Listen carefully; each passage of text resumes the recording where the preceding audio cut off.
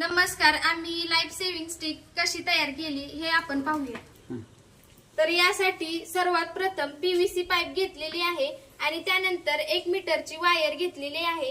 ती येथे DC motor लावून त्याला आपण जोडून घेऊया.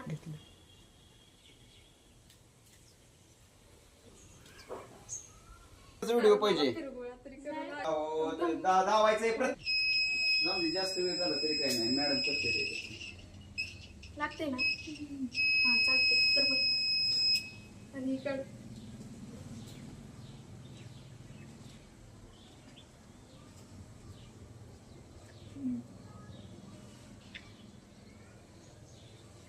थोडं शाळेचं नाव